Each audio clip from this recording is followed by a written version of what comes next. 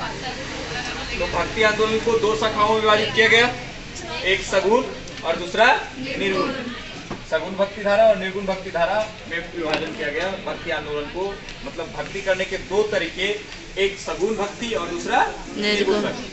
सगुण भक्ति और निर्गुण भक्ति में मुख्य रूप से अंतर जो था, सगुण भक्ति जो कर रहे थे वे ईश्वर को कोई आकार में मान रहे थे कि कोई उनका आकार होता है, कोई उनका रंग होता है और कोई रूप होता है, ऐसा मान के उन लोग भक्ति कर रहे थे।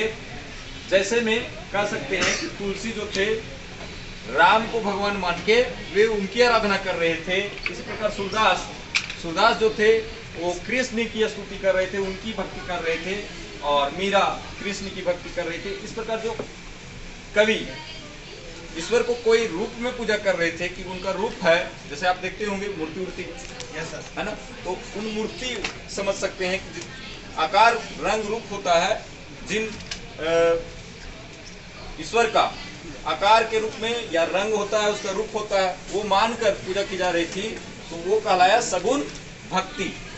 जिन ईश्वर का रंग रूप आकार के आधार पर भक्ति की जा रही थी तो वो कहलाया सगुण भक्ति। और सगुण भक्ति करने वाले मुख्य कवि तुलसी, सूरदास, मीरा इत्यादि थे।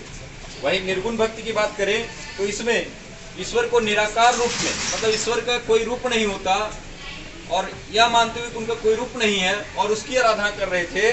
जैसे में कबीर, रैदास, गुरु नानक, जिसे हम जानते हैं अल्लाह का कोई रूप नहीं है। तो इस प्रकार की जो स्तुति थी, ईश्वर के प्रति भक्ति थी, वो निराकार थी। तो निराकार भक्ति करने वाले कवि जो मुख्य रूप से थे, कबीर, रैदास, गुरु नानक, ये निर्गुण कवि थे।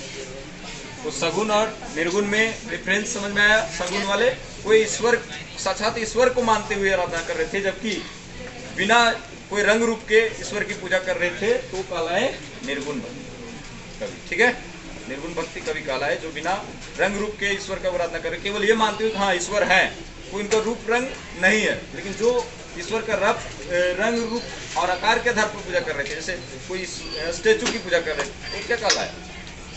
सगुण भक्ति कहलाए।